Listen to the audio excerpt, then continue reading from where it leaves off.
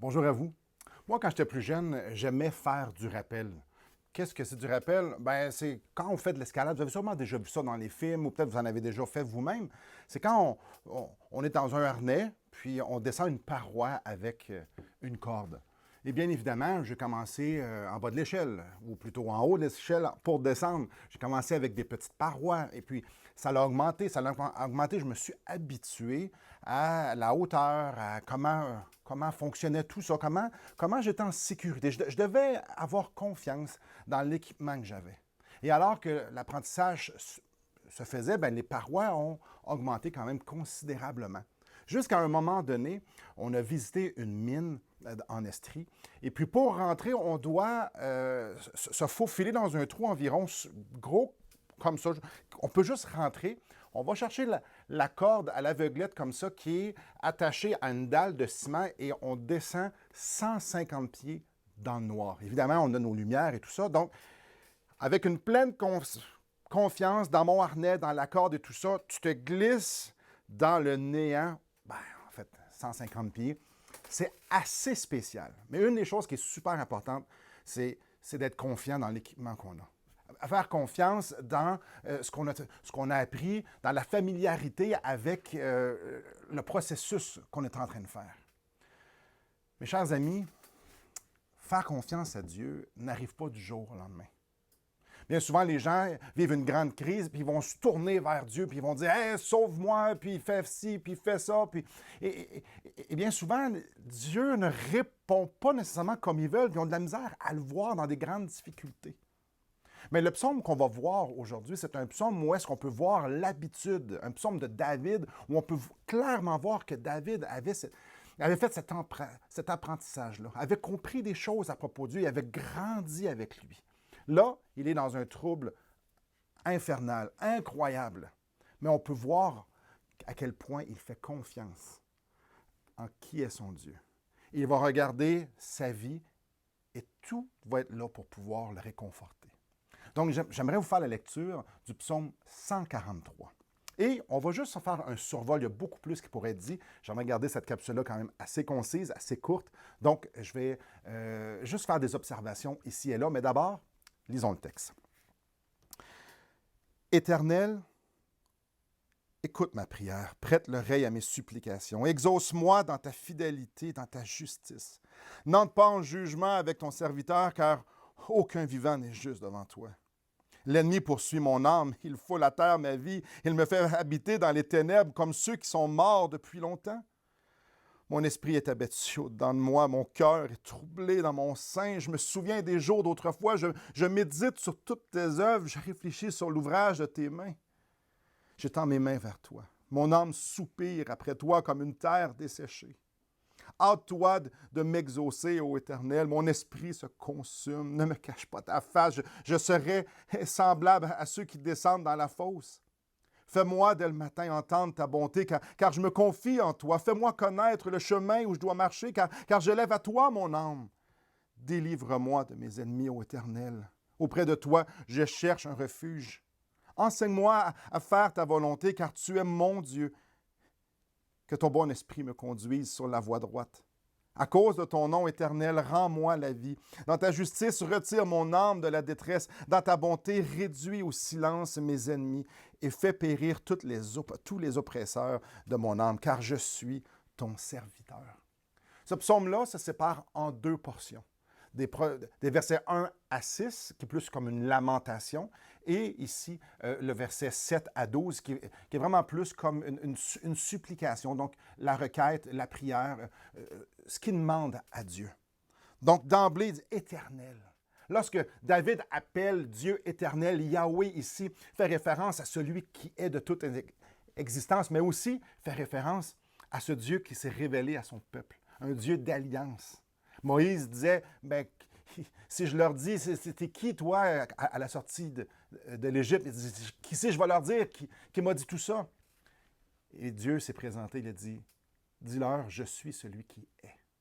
Donc, un Dieu d'alliance, un Dieu qui est là, qui est présent de toute éternité, mais vraiment ici pour son peuple. Donc, il dit, Éternel, écoute ma prière, prête l'oreille à mes supplications, exauce-moi dans ta fidélité, dans ta justice, n'entre pas en jugement avec ton serviteur, car aucun vivant n'est juste devant toi.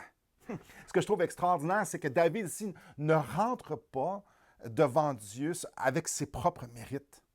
Non, non. Il rentre devant Dieu, il s'adresse à Dieu à cause que Dieu lui a fait des promesses. Ici, c'est clair, au verset 2, « Rentre pas en jugement avec ton serviteur, on est tous coupables. » Donc, ici, David reconnaît que devant Dieu, nous sommes tous pécheurs et qu'on mérite cette séparation-là éternelle avec lui. Il sait très bien le poids de ses péchés devant Dieu. Il sait très bien qu'à cause qu'il est pécheur, il ne devrait même pas avoir audience devant Dieu, mais encore moins avoir le privilège de pouvoir lui dire des requêtes. Donc ici, on peut voir un mendiant qui supplie une audience. En fait, il sait qu'il l'a, mais il rentre sur la pointe des pieds. Il veut avoir une audience avec son roi. Sur la base du Dieu de l'Alliance, sur la base que Dieu invite ceux qu'il aime à rentrer dans sa présence pour pouvoir répondre à leurs besoins, pour pouvoir être en communion, de pouvoir être en relation avec eux. Donc Dieu, ici, invite ses enfants à rentrer dans sa présence. Et David prend ce privilège-là, non pas parce qu'il est bon, non pas parce qu'il en a fait assez, non pas parce que c'est le roi d'Israël, mais parce que Dieu est gracieux, parce que Dieu est fidèle, parce que Dieu est bon. Je me présente à toi, ô Dieu, parce que tu me déclares juste. Toi, tu me vois juste. Moi, je n'ai rien fait. Alors, je m'avance dans ta présence. Et là, il s'en va ici avec la lamentation. Je ne ferai pas la lecture du verset 3. Ici, il parle d'ennemis qui en veulent à sa vie.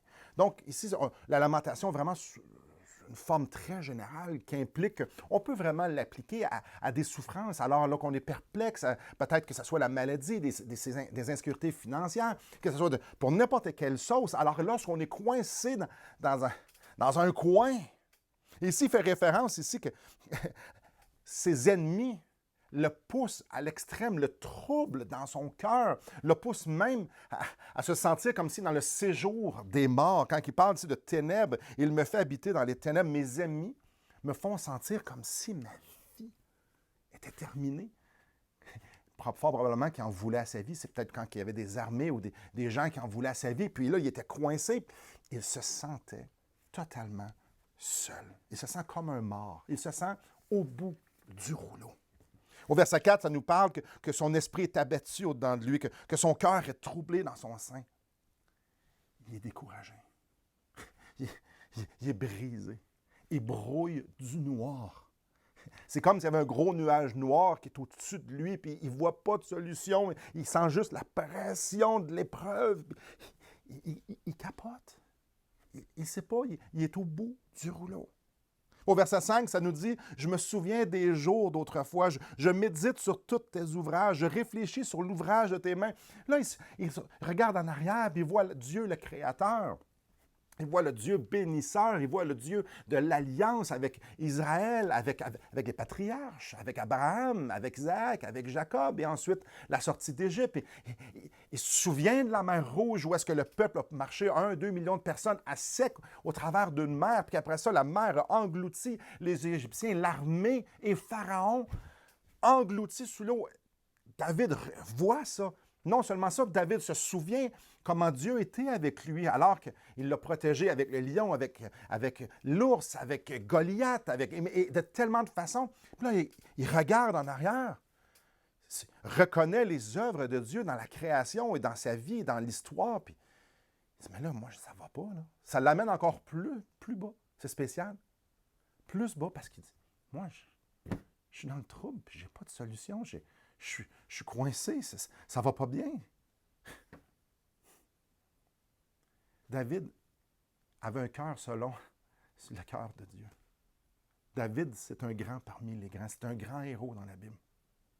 Et ici, il se sent complètement à terre. Puis au verset 6, il dit « J'étends mes mains vers toi. Mon âme soupire après toi comme une terre desséchée. » Ici, dans cette place-là, il y avait beaucoup de désert, il y avait 2 saisons de pluie par année, donc ils étaient habitués à avoir des terres très desséchées. Puis il dit, moi, je suis sec, J'élève mes mains, c'est tout ce que je peux faire. Il n'y a plus rien, je suis comme dans un désert. La terre est toute craquelée, il n'y a rien qui peut être produit de cette terre-là. Là. C'est mort. C'est comme ça qu'il s'entend, on s'entend. Ça allait vraiment, mais vraiment pas bien. Donc, son malheur le pousse à la seule place. Lever les mains vers Dieu. Continuons. Ici, il va y aller avec ses requêtes ou ses pétitions. Au verset 7, il dit « Hâte-toi de m'exaucer, ô Éternel, mon esprit se consume, ne me cache pas ta face, je serai semblable à ceux qui descendent de la fosse. Fais-moi dès le matin entendre ta bonté. » Au début du verset 9, on lit « Délivre-moi de mes ennemis, ô Éternel. Auprès de toi, je cherche un refuge. » Il est en train ici d'implorer son Dieu. J'ai besoin de toi. Je suis là. Verset 7, c'est « Hâte-toi de m'exaucer. Fais ça vite. Je suis au bout du rouleau. Ma vie est comme un désert. Je me sens comme dans le séjour des morts.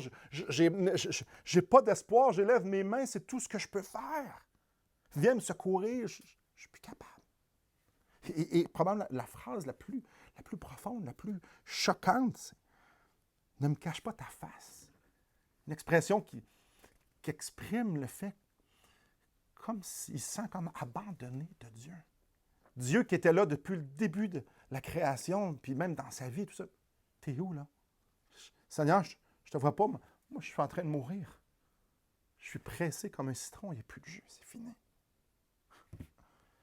Puis au verset 8, qui dit « Fais-moi, dès le matin, entendre ta bonté. Bon, rappelle-moi que tu m'aimes.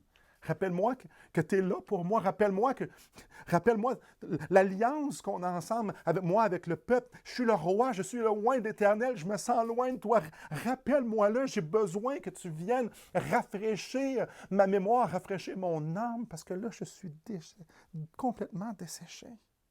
Aïe, aïe. Mais dans tout ça, il se tourne vers Dieu. Ici, on voit vraiment beaucoup de confiance. Car je me confie en toi, au verset 8.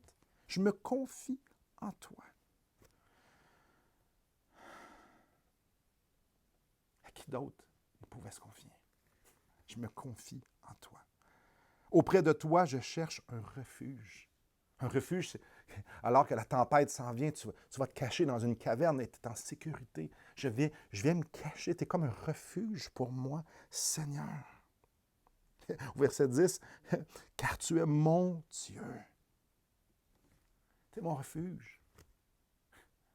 Combien de fois on voit Dieu est un refuge pour le peuple d'Israël? De mille et une façons. Donc, il s'accroche à son Dieu. Je te fais confiance, c'est un Dieu de promesse. Tu me dis que tu ne me délaisserais jamais, que tu ne m'abandonnerais pas. Il dit là, je saisis ces promesses-là. Et ici, il y a quelque chose de vraiment, vraiment important. Donc, il est à terre, il se tourne vers Dieu, il fait confiance aux promesses de Dieu. Et regardez bien ça ici, là, c'est succulent. Fais-moi connaître le chemin où je dois marcher, car je lève à toi mon âme, à la fin du verset 8. Début du verset 10, enseigne-moi à faire ta volonté. Que ton bon esprit me conduise sur la voie droite. Alors qu'il ne voit pas la fin. Alors qu'il ne voit pas la façon de s'en sortir. David n'a pas de plan. Et ça, c'est beau, c'est savoureux. Il n'y a pas de plan pour se sortir. Il ne sait pas quoi faire. Il dit, moi, sans toi, je suis sans espoir. Sans toi, je suis sans ressources. Je ne sais pas quoi faire. Je ne sais pas combien de temps ça va durer. Je pense que je suis au bout du rouleau. Alors, je me tourne vers toi. Viens m'enseigner. Viens m'enseigner ce que tu veux que je fasse. Alors que je suis dans les ténèbres, je fais confiance à qui tu es. Il ne demande pas de bénir ses plans. Il dit, Seigneur, montre-moi tes plans. Montre-moi ta voie. Conduis-moi. Il sait que d'une façon surnaturelle, l'Esprit de Dieu va le guider dans la volonté de Dieu. Convaincu que non seulement Dieu veut, mais il peut le guider au travers de cette tempête-là. Quelle assurance! Quelle assurance! Et au verset 11 et 12, c'est la conclusion. J'aime comment il dit « À cause de ton nom éternel, rends-moi la vie. » À cause de ton nom. Dans ta justice, retire mon âme de la détresse. Dans ta bonté, réduis au silence mes ennemis et fais périr tous les oppresseurs de mon âme, car je suis ton serviteur. Hein? Ton nom. Ultimement, Dieu, c'est à propos de toi. Les circonstances qui sont là, c'est à propos de toi. Gloire à ton nom. C'est vraiment, c'est toi. Si tu fais quelque chose, je veux que tu le fasses pour toi. On peut voir qu'il rappelle à Dieu, comme si Dieu avait oublié, je suis ton serviteur. Je suis ton serviteur, je suis ton roi, je suis ton roi, mais là, je ne peux pas travailler, je ne peux pas rien faire, je ne peux pas te servir. Alors viens me délivrer.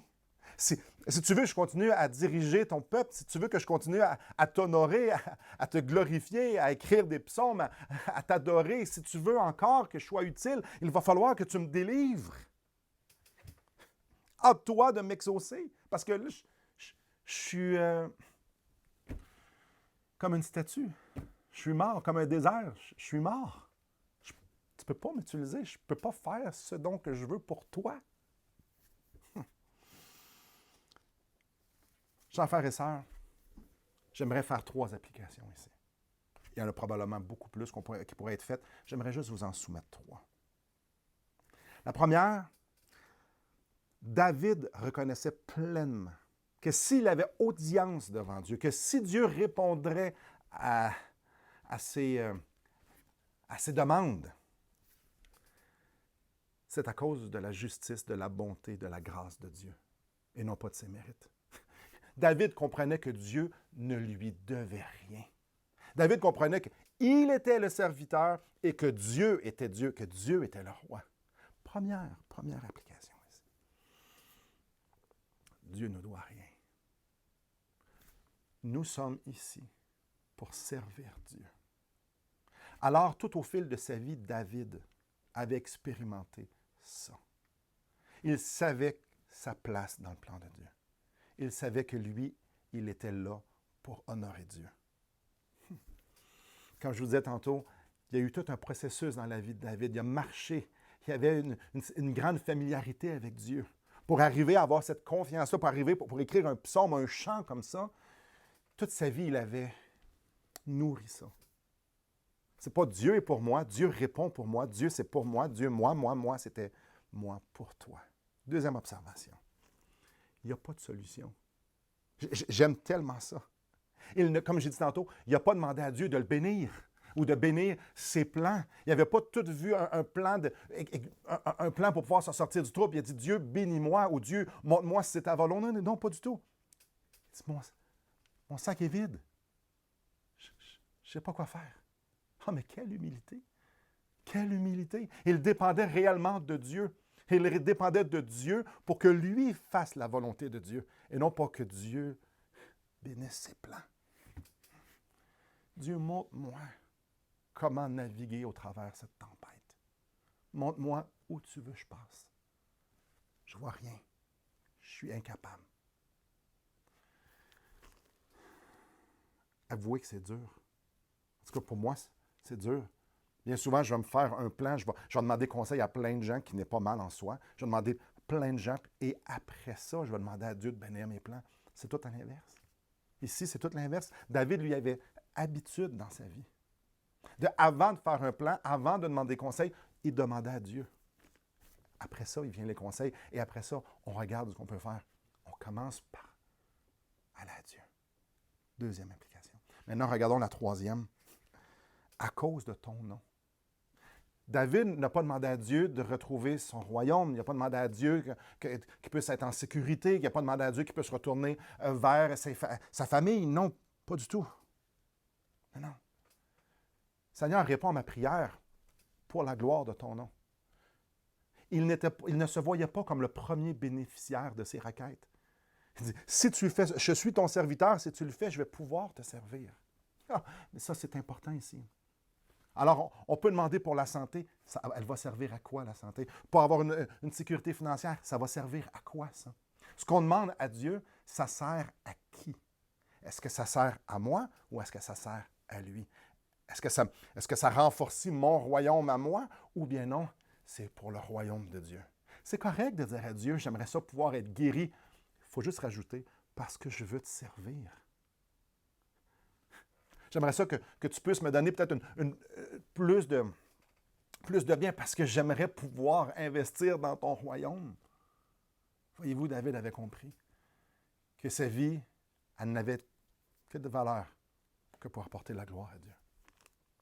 Et ça, c'est probablement l'application principale. Ce n'était pas à propos de lui, c'était à propos de Dieu.